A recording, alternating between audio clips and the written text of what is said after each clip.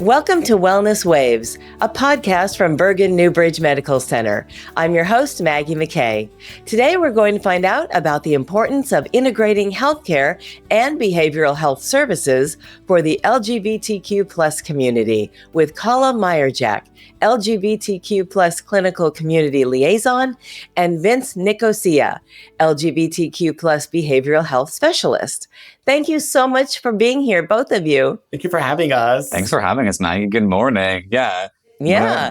Good way to celebrate Pride.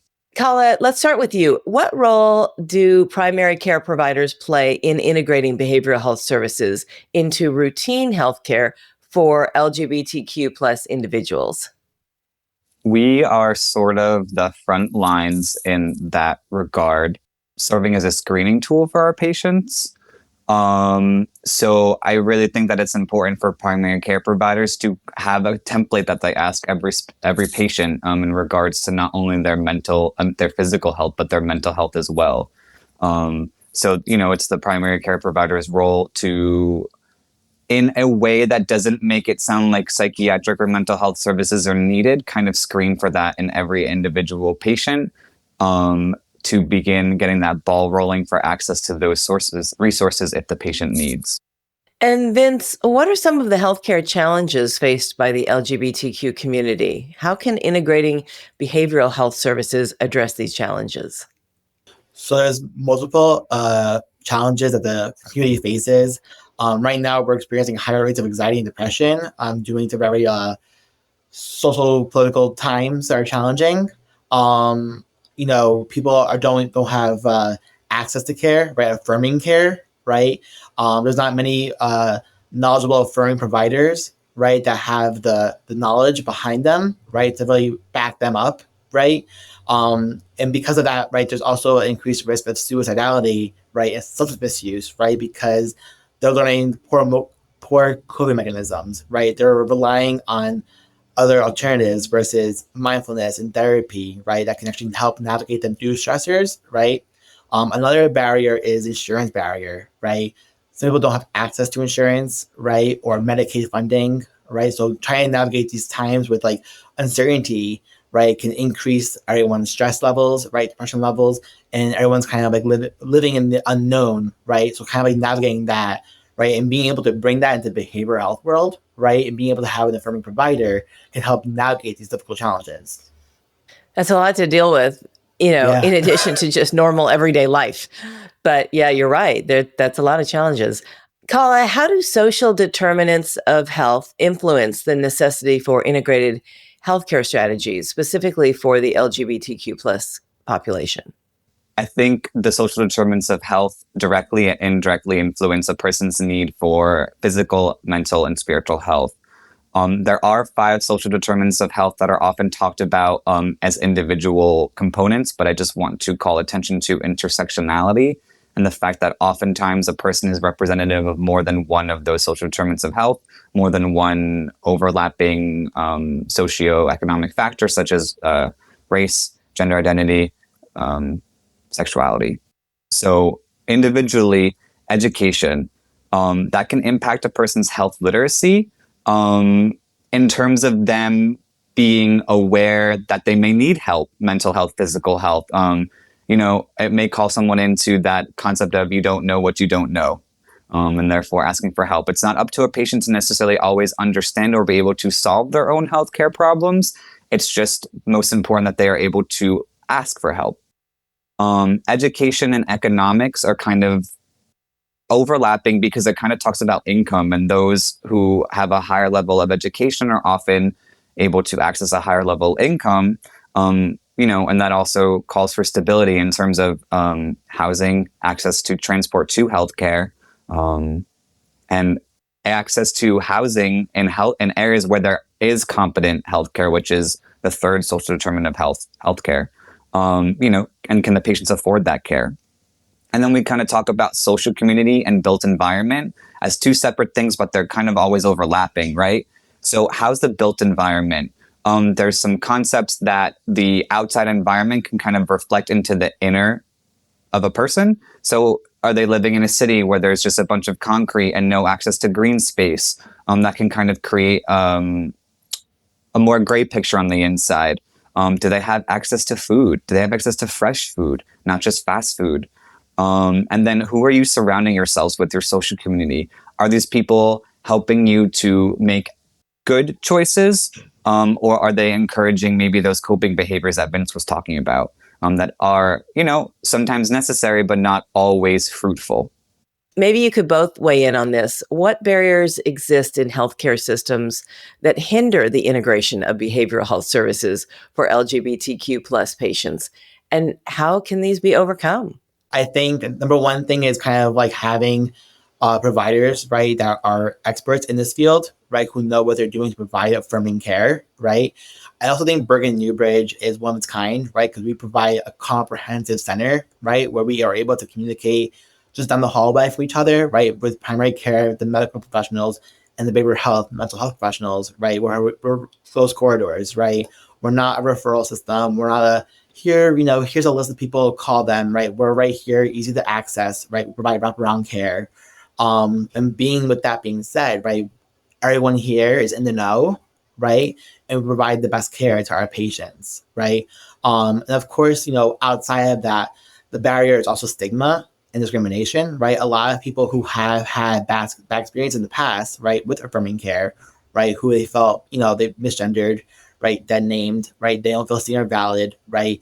Even people who are identified as gay and lesbian, right, they don't feel like they're being taken seriously, right, or they're being poorly portrayed, right, because of their asking questions regarding PrEP, and STI testing, right? Coming here to a center that's kind of comprehensive, right, and we are understanding, we are affirming, that provides space where we actually amplify their voices, right, and make them encourage them to speak up about their feelings, right, because then we can best support them and where they're at currently. I'm going to jump right off Vince's point about stigmatization, because that's what my brain went to right away with this question. I truly think that lived queer experience is invaluable when you're working with queer patients. Yes, we definitely live in a heteronormative world built to reward those who remain complacent in that system. A foundational concept of queerness is kind of always pushing the boundaries of social norms and, where can I exist as a queer person within these boundaries while also maybe kind of redefining what it is to be a human. When you're kind of battling that, it's very easy to feel like a dissonance between your spiritual, your physical, your mental well-being. And then it's easy but not permissible for providers to point at those things and say, hey, your gender, your sexuality, like these are the reasons why you're like this. We can't change our gender. We can't change our sexuality. What can change is systems.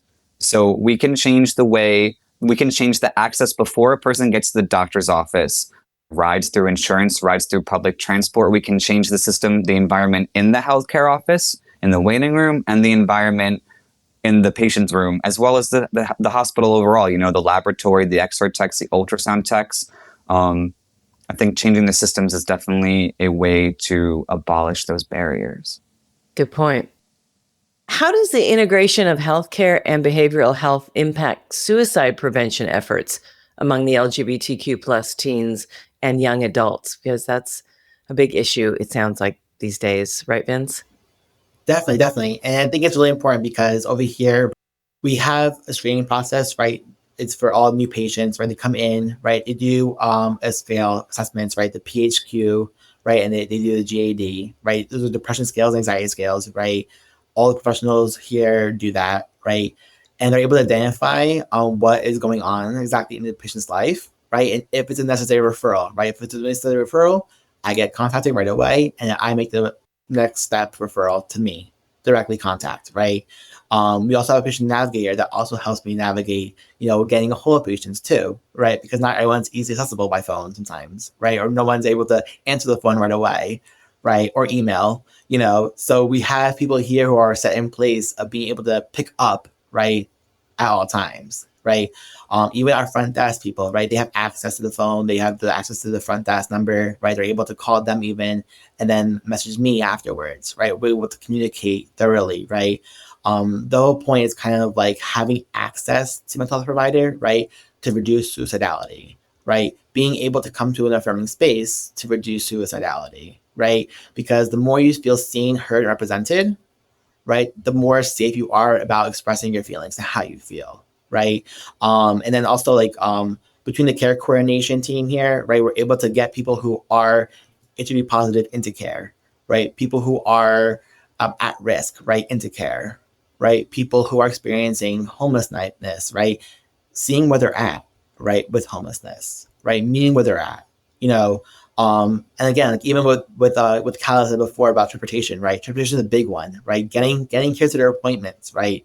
You can't make it here. Let's figure out if your insurance covers it. If your insurance is covered, maybe we can offer a ride, right? If you can't offer a ride, maybe we can do telehealth, right? We try to figure out how can we best accommodate patients with referring providers that actually care for them, right? And see them as a whole person. I think that's kind of like where the whole reducing the stigma comes in, right? Because the more and more you feel heard and seen, the less stigma you feel, at least in healthcare. Kala, how can healthcare practitioners create an inclusive environment that prioritizes the needs of LGBTQ plus patients? This is one of my favorite questions. I love this question. Okay. So it varies from being incredibly easy to incredibly complicated depending on your resources and the support of your system. So some easy things people can do: hang progress and trans flags in the office. Put them in flower pots, put them on the wall. That's our first signal when we see that. Oh, okay, this is a space where they're caring about me. Music selection. Queer people make music. Straight people make music. Let's integrate that together. Let's have music representing every kind of person. If you have patients of color, add some music from artists of color in there. Like, music sets a vibe. We're talking visuals, we're talking hearing, and overall energy of a space. If you are able to have gender neutral restrooms, cool. If that's not in the budget, you can just have a sign at the front desk that says, here's the key to the bathroom. Please choose the bathroom that aligns with your gender identity. Put pronouns and email signatures, and wear pronoun pins on your badges. It's not so much for cis folk. It's more for cis folk to signal to queer folk that, hey, I'm an ally, or hey, you're safe with me. Screen for mental health and psychiatric needs in all patients in a way that doesn't mean that they are necessary or accusing a queer person of needing these things. You just ask every single patient, and the way I kind of phrase it is, hey, have you ever needed psychiatric care before? Hey, have you ever needed to talk to a mental health provider? Not everyone has to, and don't shame people who do or people who don't.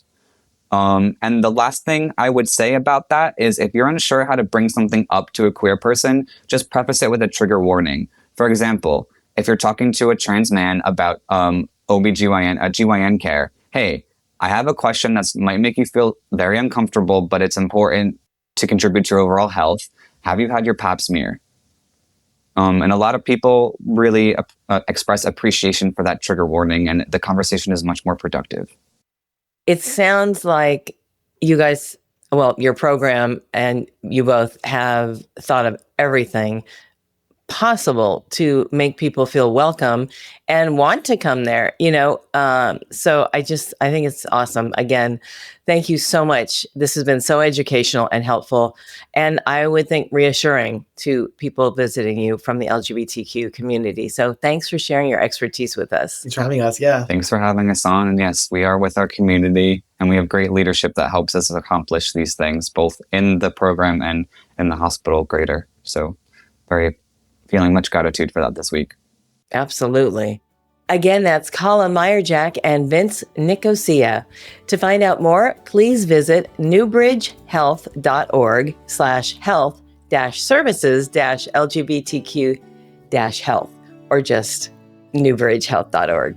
If you found this podcast helpful, please share it on your social channels and check out our entire podcast library for topics of interest to you. Thanks for listening to Wellness Waves from Bergen Newbridge Medical Center.